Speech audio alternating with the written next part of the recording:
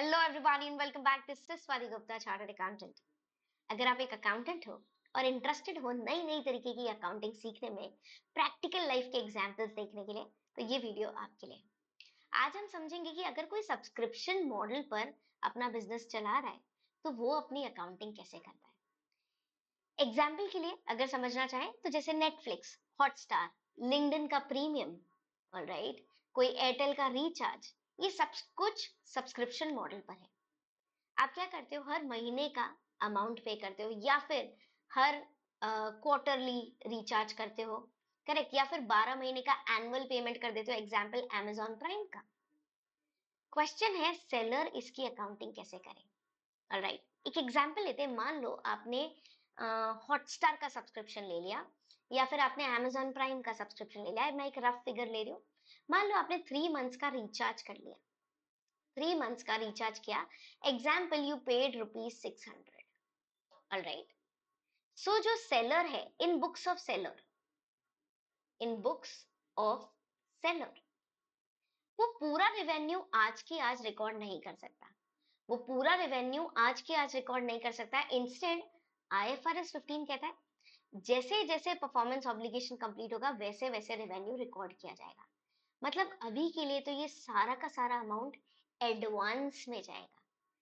अगर हम सेलर की बुक्स में अकाउंटिंग करें, अगर हम हॉटस्टार, नेटफ्लिक्स इसकी बुक्स में अकाउंटिंग करें, वेरी इंपॉर्टेंटली आप बोलोगे बैंक अकाउंट डेबिट, क्योंकि पैसा तो उसको मिल गया है 600, और पूरा अमाउंट कॉन्ट्रैक्ट लाइबिलिटी कहलाएगा, एडवांस अमाउंट कहलाएगा। ओके, पूरा का पूरा अमाउंट एडवांस अमाउंट कहलाएगा, ₹600, ₹600। थोड़ा भी रेवेन्यू रिकॉग्नाइज नहीं होगा। अब मान लेते हैं ये 3 मंथ्स का सब्सक्रिप्शन था। सो अब फर्स्ट मंथ के एंड में एंट्री क्या करेगा सेलर, फर्स्ट मंथ के एंड में 1/3 ऑब्लिगेशन कंप्लीट हो गया, 3 महीने सर्विसेज देने थे, फर्स्ट मंथ की सर्विस कंप्लीट हो गई। तो IFRS 15 कहता है जितना प्रॉमिस कंप्लीट हो गया उतना आप रेवेन्यू रिकॉग्नाइज कर सकते हो। So in books of seller at end of first month आप जर्नल एंट्री क्या पास करोगे, कॉन्ट्रैक्ट लाइबिलिटी डेबिट 1/3 अमाउंट से। 600 का 1/3 कितना हुआ, 200। सो ₹200 से आप डेबिट करोगे टू रेवेन्यू। रेवेन्यू रिकॉग्नाइज होगा P&L में ₹200 का। ऐसे ही आप you will repeat this for 3 months, repeat for next, repeat for next 2 months as well. इस तरीके से at the end of 2 months आपके कॉन्ट्रैक्ट लाइबिलिटी 0 हो जाएगा, रेवेन्यू 200 200 200 1/3 1/3 1/3 करके अगले 3 महीने में P&L में रिफ्लेक्ट करेगा।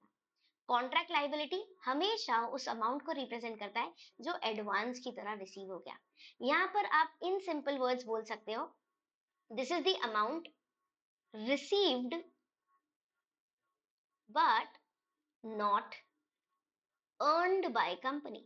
अभी अर्न नहीं किया है, this is the amount that has been received by the company but not yet earned by the company. इसको बोलते हैं सब्सक्रिप्शन मॉडल।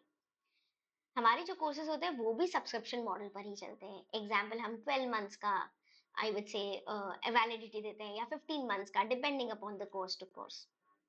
अब एक तरीके से समझना, मेरे पास कई बार स्टूडेंट्स आते हैं कि मैम हमने एक भी वीडियो नहीं देखा या हमने अभी आधा लेक्चर पेंडिंग है और हमारी वैलिडिटी खत्म हो रही है, ठीक है प्लीज एक्सटेंड कर दो।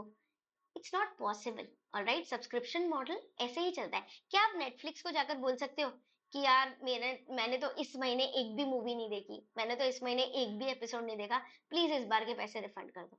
नहीं कर सकते, करेक्ट। चाहे आप इस बार 100 मूवी देख लें या फिर 0 देखें, करेक्ट। इसी तरीके से सब्सक्रिप्शन मॉडल कैसे होता है, it is not based on use case, it is based on tenure. इसलिए टेन्योर के हिसाब से, पीरियड के हिसाब से सेलर भी उसे ओवर द पीरियड रिकॉर्ड करता है। कभी 12 मंथ्स का अमाउंट होगा तो ओवर 12 मंथ्स रिकॉर्ड करा जाएगा।